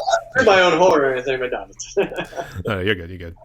But I guess for some of the songs you have done outside of your covers, I guess what kind of inspired your lyrical content? Was there something you wanted to try? Yeah. So with lyrical content, I think the best songs are based on real life experiences. So, like for example, with Focus, it was just because it's continuous. It's a continuous drive and vision and motivation to never give up, regardless of the circumstances. Because you can have so much crap being thrown at you, and it can kind of like break you down, or you can have somebody say, "Well, you're not good enough," or "You're and it's like a negative thing. Like I always say, like, let's encourage and not discourage. So it's the encouragement, not discouragement. With Focus, that's kind of what the message is about with that song. Is just no matter what crap gets thrown at you, you just have to keep going. I mean, you're going to have adversities that happen like that. And then I got another song that I'm writing is about another experience where it's like if you've ever had an experience where you kind of regret what you did and everything, and you want to get a second chance of redeeming yourself, that's another song that I have in mind, and I probably call it Second Chance or something like that. But it's certain experiences that we go through. It could be like heartbreak, it could be loss. Like me losing my father. I mean, is another good example to write about a song. It's because it's that loss that you have, and like I know an artist that did a song about loss. But it could be happy too. It could be like you mentioned, like, got a beer in my hand, let's go down, and going down, riding down, if it's a country like riding down tractor or whatever, it could be a feel good song. So there's feel good songs, there's happy songs, there's sad songs, there's the in between songs, and then there's songs like if you really don't care what people think, you might aggravate them a little bit. You might push the envelope a little bit, maybe on a controversial thing. That's a take your own risk type song. I mean, you're gonna get that. It's that stuff happens. And that'd be Kid Rock and Ted Nugent sort of songs. Say again? I was just joking too, because you think about Kid Rock and Ted Nugent, they tend to get a little controversial more, and so political wise. Maybe not so much musically wise, but yeah, you get the idea. Mm-hmm. Yep, absolutely. I would say I definitely knew about songs that got like more personal, and maybe it always happened like before, but I felt like it was more in the 2000s. Mm-hmm. Probably more so with like the new metal that came out late 90s, early 2000s, right there. There's definitely seemed like a lot of anger, and it just seemed to kind of release that sort of thing too. Yeah. I think with the sign of the times, basically, through the decades and all that, obviously music has evolved. Like it went from like the 50s to like oh gosh, no, not the 50s. For like the hustle in the 70s, like do the hustle, and all of a sudden then we went the Macarena in the 90s, and now we don't really have those dances much anymore. I mean, but yeah, you have like the Cupid Shuffle and all that. It's kind of certain things where it's like the evolution. That's kind of more evolution of like the dance and the moves and all stuff like that. But the music has also evolved as well. So I mean, we went from the 50s, kind of like kind of that walking, walking bass or the shuffling bass, and like Elvis Presley was one of my big influences. So kind of like blues and rock and roll, where you have your main format, your main form. You start it's so you go from 1/4 and then 5/4 to 1. That form was kind of like the big thing with rock and roll. You had that format of music, and then you evolved. Now we're starting to go from 1. Now you're throwing a 3/4, then you're throwing a 6/4. And I'm getting a little technical, maybe for your audience, but it's starting to kind of evolve now. You're starting to get more of that, evolution of music. And now, probably the most complex song is I don't know if you've heard Sergio Mendez's "Never Gonna Let You Go." I think I have. Yeah, it sounds familiar. Never gonna let you go. Not in our arms forever. But that's not necessarily at that chorus, but the beginning of the song. It goes from from one chord, I think, to I can't even. I'm not really too strong theory to spell everything out, but we're talking key change here and then a key change this is right before the chorus, and then all of a sudden it's a whole step key change. So here's the chorus. Let it go. It's literally going up to a whole step in the key change. So it's a lot of complexity with that song. That's probably the most complex pop song of all time. And your users can search for Rick Beato. Rick Beato is kind of the guitar guy. He's got over 1 million subscribers on his YouTube channel, and he actually does an analyzation of this song. And he talks about, I think, his band trying to learn this on the spot, and all of a sudden it was the biggest pop song in I think 1983. So we're learning it, and then all of a sudden they're hearing these different key changes. Whoa! It's where is this music going? But it was the #1 song, I think, at the time in 1983. So it was an amazing song. You have to hear it on your own time, but it's musically, it just takes you all over the place. As far as it's literally the journey of here's the home key, and then all of a sudden we're way up here, and then it starts going here, start going here, start going here. It's an amazing song. I highly recommend you hear it. I was gonna say, it almost sounds like a psychedelic sort of experience. We wanted to call it that too. So a good excuse to get high. That sort of thing too. Yeah, right. So, exactly. Yeah. Absolutely too. Oh man. You noticed it more when it got progressive in a certain way. When the music started getting progressive too, they started experimenting a little bit more. Right. I know a lot of bands do that nowadays, where it's it perhaps starts here, but then all of a sudden it completely changes. And by the end of the song, you almost think it's a completely different song afterwards. Right. So it's strange, but for some reason it's mesmerizing. That's the way I like to say it too. Mesmerizing. That's our thing too.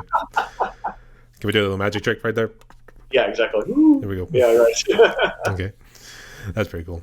And I guess where were we? Oh, in terms of challenges, I guess. So you said you're kind of self-employed, and right. I guess also you're doing this whole thing of trying to be a music career. Right. Or try to at least get to make music as a full-time career. What challenges have you been facing? Challenges, with I remember what your question was with COVID. COVID, surprisingly for me, really wasn't an issue. I had a good friend of mine contact me out of the blue. It was I don't know, it's just the universe speaking at that time, but I did about 30 plus songs for one person almost throughout that entire period. He just kept fueling me with work. So COVID was really not much of a real issue for me. I did a couple of live stream concerts where I got some virtual tips. I think pretty much everybody did. Every musician out there did that. But it's doing the live stream concerts as opposed to actual live, where you have a crowd that's cheering for you and all that it's a lot different, because doing the live stream, it kind of feel a little naked, you don't have the audience, there in front of you. So you're literally I'm talking, I'm talking to you, but I'm talking to a green light here, that's kind of saying hey, because the camera light, but it's just but it's just yeah, I know, right? Guess the light. That's the little guy right here, yeah. That one right there. No, you, that's what I think.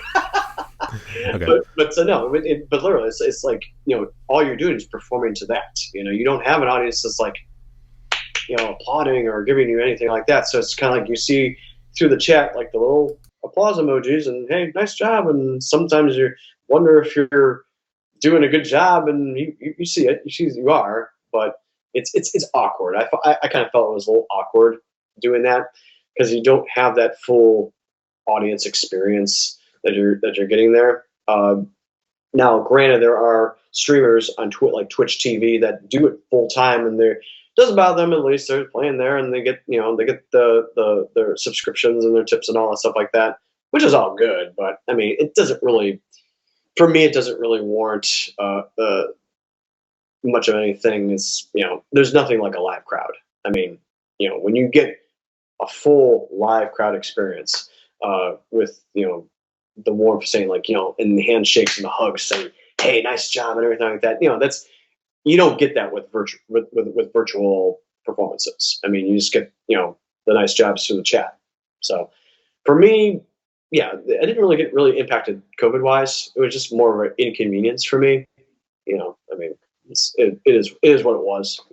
So I did mold those two questions together, so that actually really worked out. So yeah, that's all good. exactly right. Exactly. You molded the script together too. That's pretty good. Yeah, that's pretty good. I guess. Did you have any brushes with COVID? I guess. Did you think you grabbed it at any point?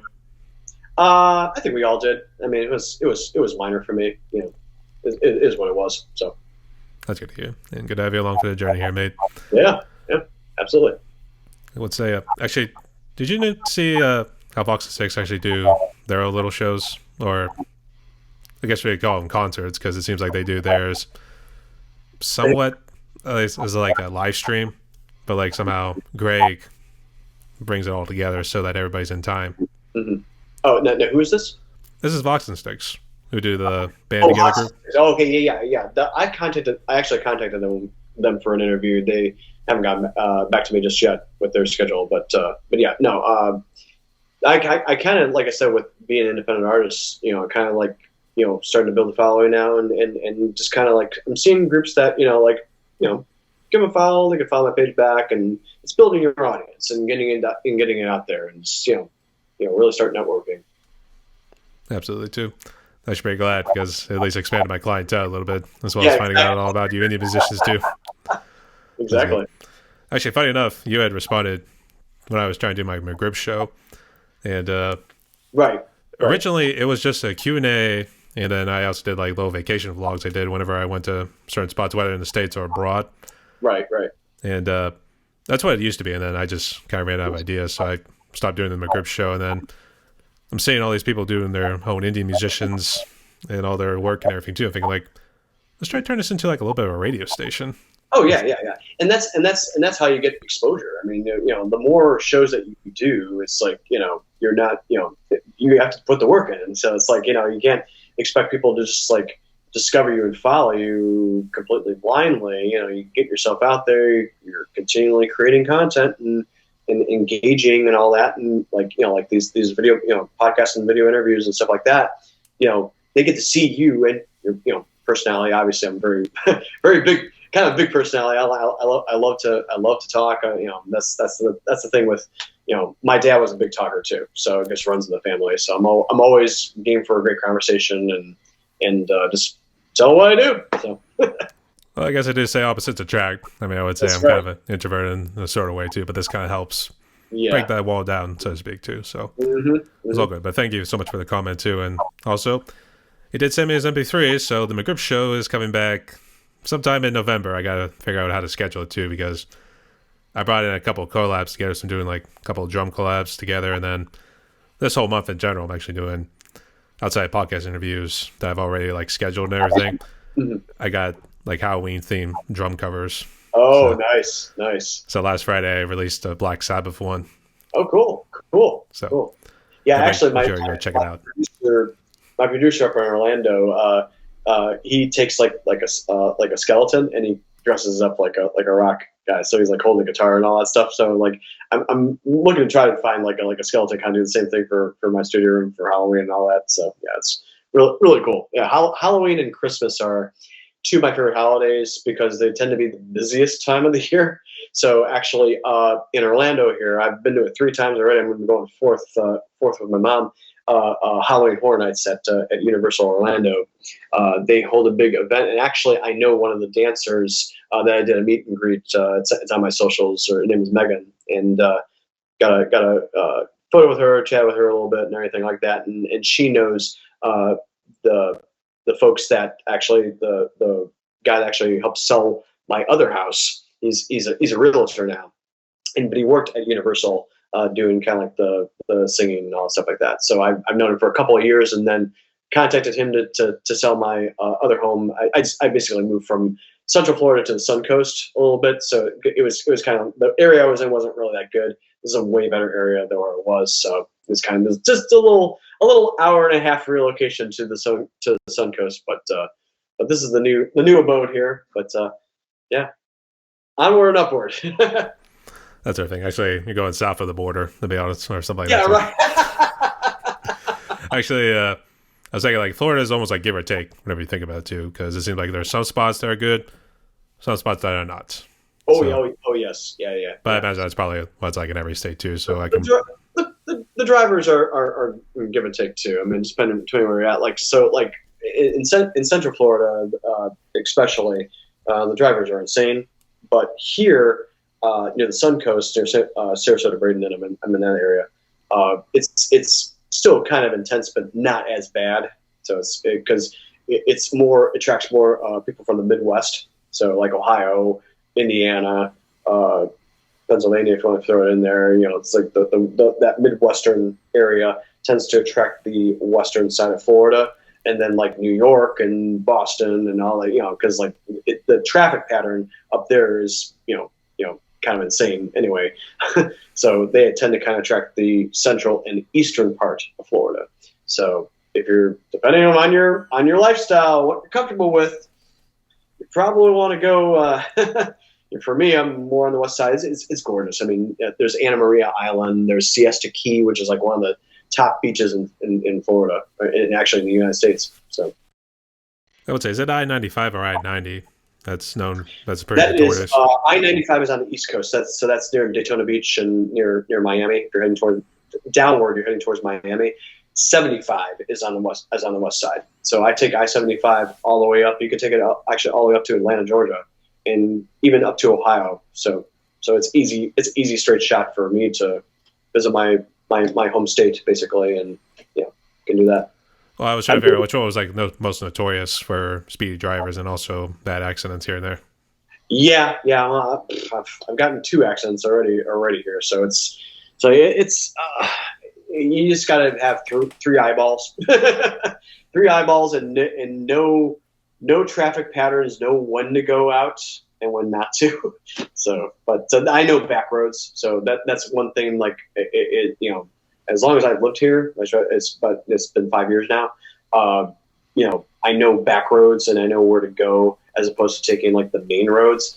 Sometimes you have to because it's the quickest route, but I do know alternate routes, like in case something's shut down or whatever, which I-4 in Orlando always seems to be shut down because of an accident or Disney traffic or park traffic and all that. So I think it was that one, yeah. Disney traffic. Yep. It was something like that. I forget which one is it because I got family who live in around the west coast of Florida, right there. Oh, okay. Close to Fort Myers, actually. So. Oh, okay. Yeah. So Fort Myers, they're slowly but surely rebuilding. They're getting some stuff kind of back in place. I actually know another musician, a drummer, friend of mine that actually we graduated the same high school. So we're both Olmsted Falls High School graduates of '01. So we're networked here. He's been kind of almost everywhere. He's been in Nashville. He's been in Colorado, and I think now he's in Fort Myers area now. So that's a small world after all. It's a small, yeah, exactly. Yeah. No pun intended, right? Yeah, absolutely. I was just trying to make sure. Oh, I guess, did you get hit by any of the hurricanes at all? When I was vacationing in 2017, this was before I moved down here, we got hit by Irma, which was kind of nothing. The thing with hurricanes, okay, so like the news tends to kind of overblow a lot of stuff. So I wouldn't really advise listening much to the news in that aspect. I mean, you want to keep your eyes open and everything like that, but Hurricane Ian did not impact me. It was a Cat 1, which is like 90-mile-an-hour winds that kind of there's a tree in our there was a tree in our front yard that kind of went like this a little bit, kind of got knocked down, kind of the little leaning with a rock with a top thing going there.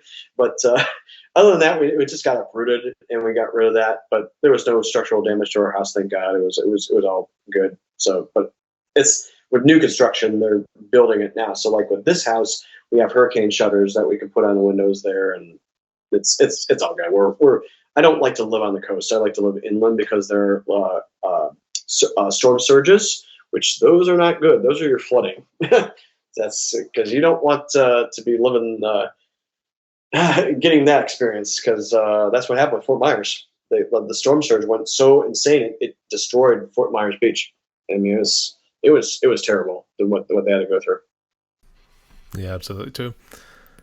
Yeah, that's right. It was Ian. I was trying to remember because I think there was Ivan. That was way back in the day, and I think that was probably before you came down. No, no, I was.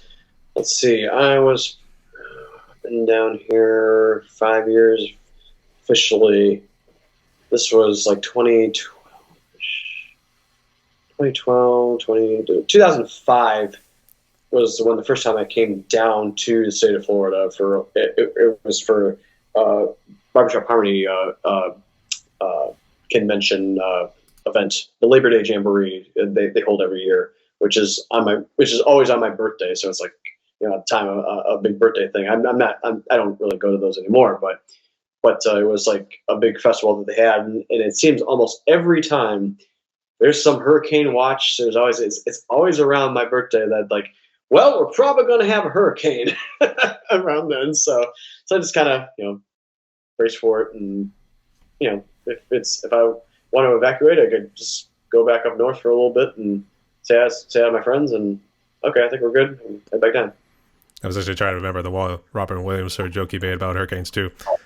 It was like, I thought it was like the only difference is how much are they going to blow? Yeah, right. Exactly. Exactly. I forget that's what it was. I just know how he started. Like hurricanes are getting fucking bigger and bigger and bigger. That's what we do. Yeah, right. Exactly. The difference is like how much are they going to blow? That sort of thing. Right. Exactly. It was something like that, but get it wrong. Well, it was actually.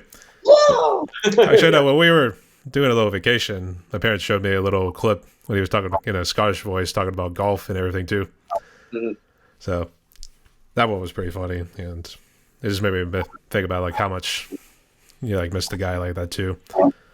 I guess it also ties in with how music is too, because some people have gone too soon, and then you think of guys like the Stones. That's actually a joke I wanted to make earlier. Look for a skeleton. Just look for the Rolling Stones, and then just yeah. I have a Rolling Stones shirt that I could probably dress some up at. Oh, actually, speaking of which, Mick Jagger's girlfriend actually had a property in Lakewood Ranch, which is about 10 minutes away from where I live. So they've had a couple of famous faces. So Rick Derringer, who did Hulk Hogan's theme, "Real American," I'm a real American. He lived in Bradenton, so he's around my neck of the woods. And then Dick Vitale, it's awesome, baby. He's got a time out, baby. Yeah, he's got a residence in Lakewood Ranch, and the Hulksters live in Clearwater. Ric Flair, Ricky Flair, yeah. He's in Tampa, so this is like the pro wrestling capital of the world. I mean, there's so many people. It's a small world after all. That's our thing. It's a small world after all. There. Yeah, twice in a row, guys. Twice in a row. Yep. You can't do a double whammy. Okay. That's right. We can't do too many of those. Okay. That's right. All right. Well, we talked for a good hour and 30 minutes here, Shawn, but I guess got the question here, and then how about we jump into the fun questions afterwards, okay? Sure. This one I think might go a little deep, but let's see what you say to this one. What is it that you love most about music? What do I like most about music? It allows you to express yourself in many ways. You can express yourself in a happy way, sad way. If you have frustration on your mind, you can just let it speak through music, and people will listen, people will hear, and there's so many different things you can do with music. It can be a simple like a cappella.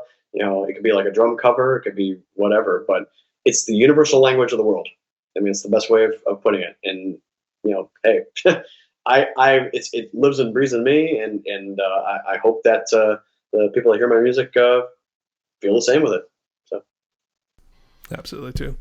I think that's why Tolkien actually said. I think in Tolkien's original story with origin story with Lord of the Rings and stuff like that too, or at least like how his world came to be. oh yeah, He yeah. said there was like music involved that led to the creation of the world, that Yep. sort of thing too. Oh yeah, there's so much what you can. I mean, like the history of music is like, Gregorian chant we started with, and now look where it's gone to. It's amazing how it's just evolved over the years. Freaky. That's sort Yeah, freaky. Yes. Yeah. All right, that's very cool. All right, so let's jump into the fun questions right here. Ready? Okay. All right. So, what's currently your favorite food? Favorite food? Give me a burger, a pizza, pasta, and it's a spot every time. Was I all at once? Or are you trying to like mold it together like Pittsburgh style? My favorite food, burger. Yeah, hamburger, cheeseburger. I would say at the restaurant I work at, we got these real thick patties. And we actually seen a couple people would get like double of those, so it's like probably like that thick. To be honest, like two patties put together. There's actually a really cool. There's a really excellent restaurant about a half hour from where I'm at. It's Amish style cooking. Dear Dutchman in Sarasota, and their buffet is to die for. If you're ever in the area, you gotta go to Dear Dutchman. Oh my gosh, I'm in there. I must have ate there like about 3 times this week. It's just amazing buffet. Yeah. I think we should change it not to die for, but to kill for, that sort of thing too. Yeah, exactly. That's right. That's right. We did start doing that too, because I mean, either way, somebody's going to die. Yeah, exactly. Right. Cool. All right, fair enough. What is your favorite movie? Favorite movie?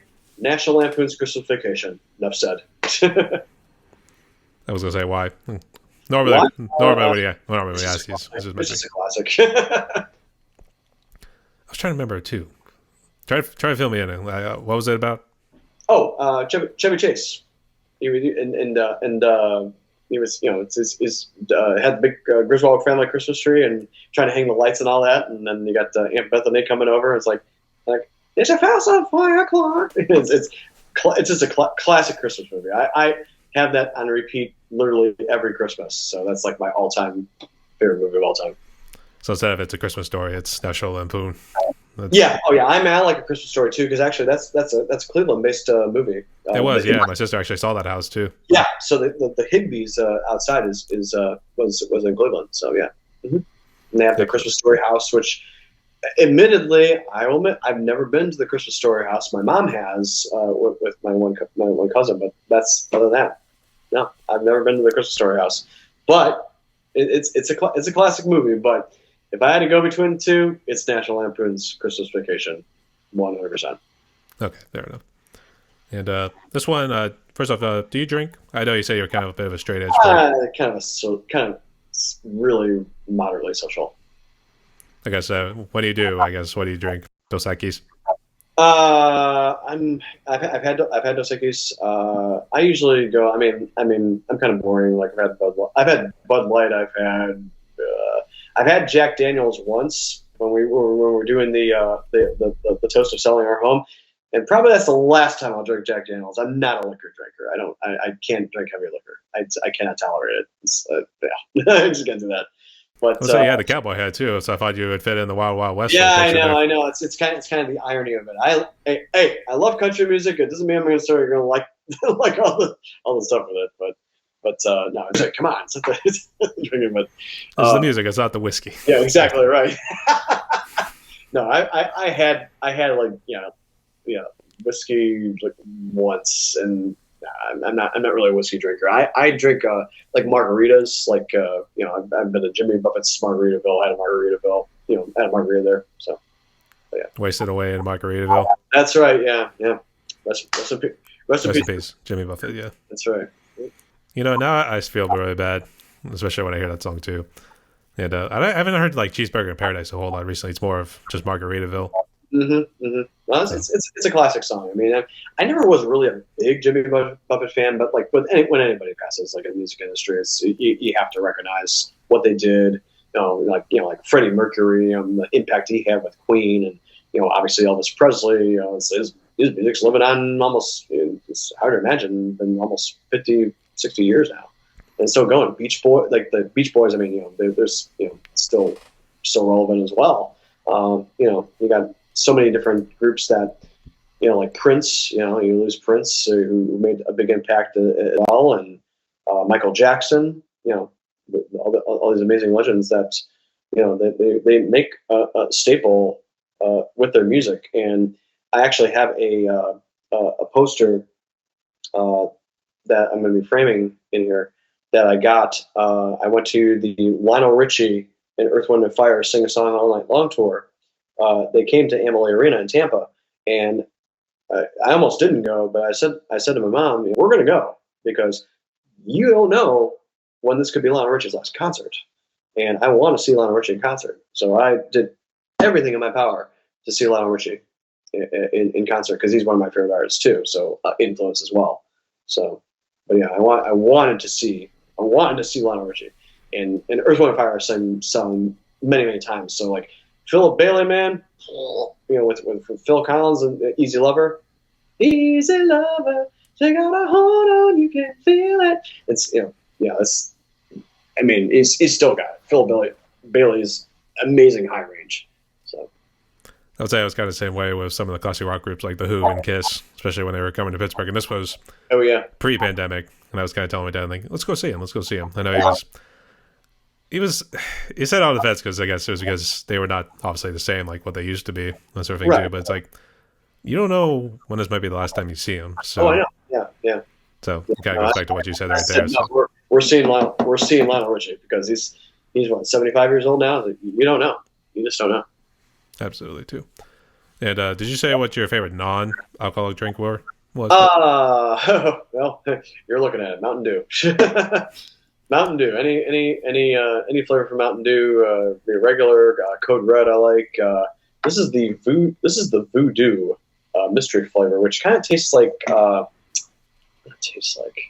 It's kind of like if you've had those red, white, and blue popsicles, like if you remember when you were a kid, the firecracker ones or something like that. Firecracker ones or whatever. It kind of tastes like that. It's like the drink. So like it's like the one restaurant I was telling you about, Dear Dutchman, they serve lavender lemonade, which has kind of like the lavender flavor. So when you drink it, it literally tastes like those red, white, and blue popsicles.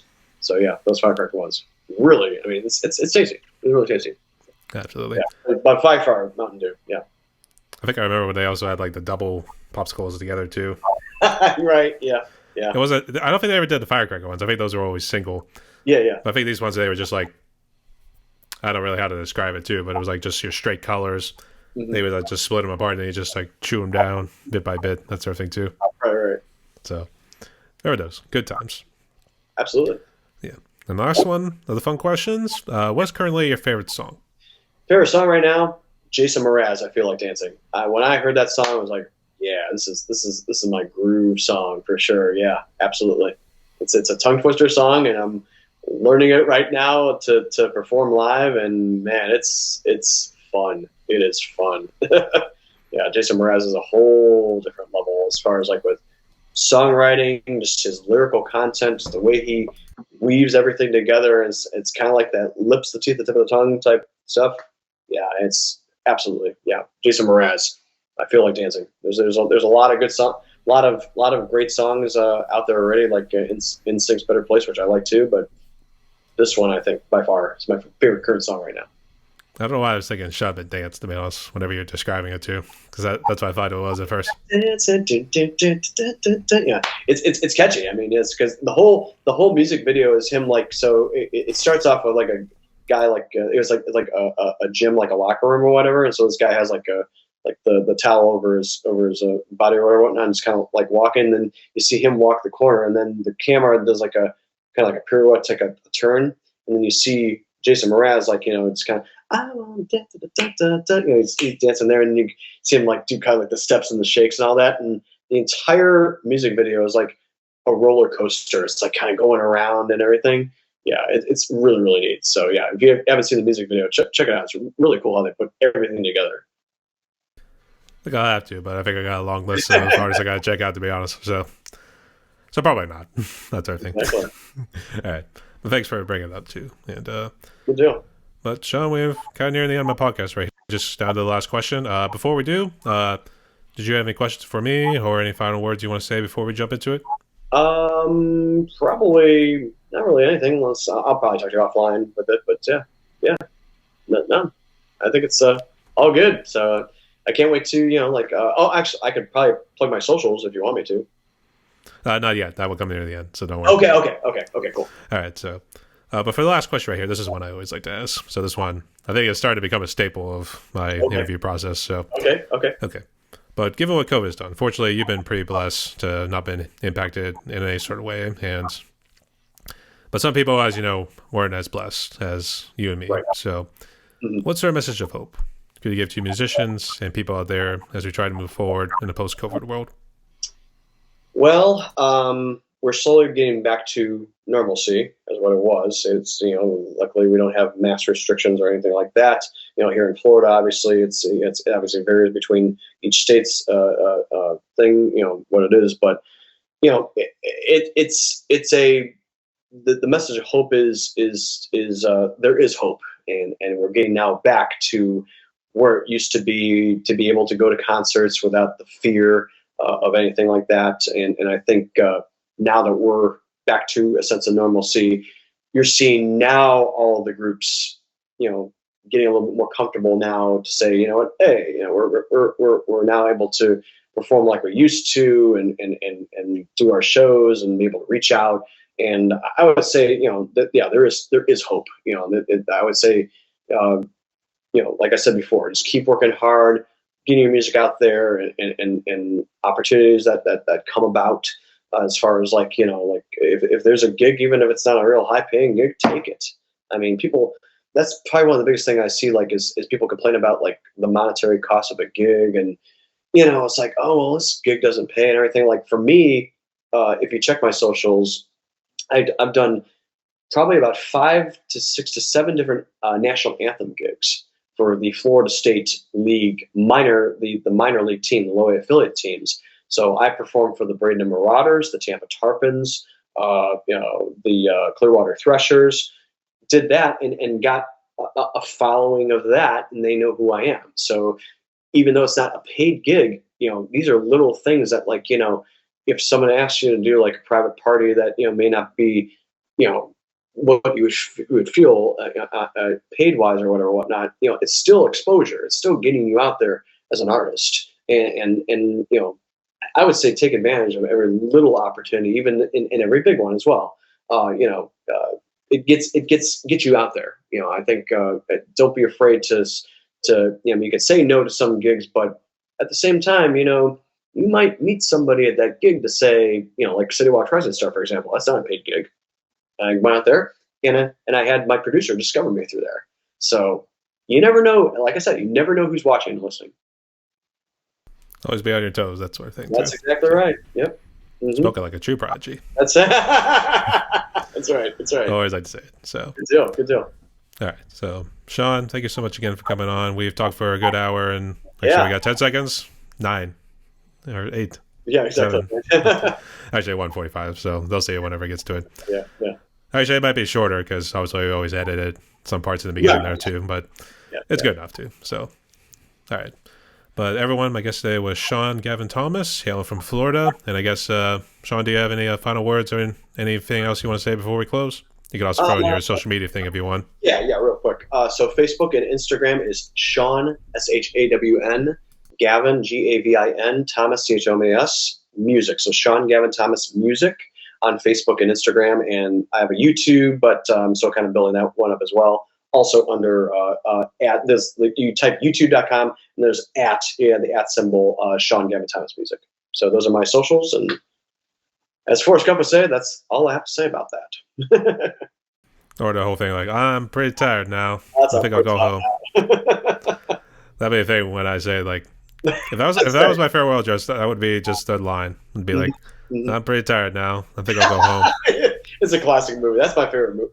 Actually, yeah, I did say National Lampoon's. That's probably a close second. Forrest Gump. Oh yeah, absolutely. You gotta love Tom Hanks. So, Classic movie. all right. So everyone, my gay. All right. Sorry, I got a little tongue twister right there. Okay. Everyone, my guest today was Shawn Gavin Thomas. I'm from Florida. Make sure you go hit him up on the socials. Go check out his music. Eventually, I will get to his little cover of What Was I Thinking on That's my right, group show yeah. at some point too. So make sure you all stay tuned for that too. So, Shawn, thank you again. Stay safe. Thank you. Appreciate Stay it. tuned, y'all. Thank you. Peace.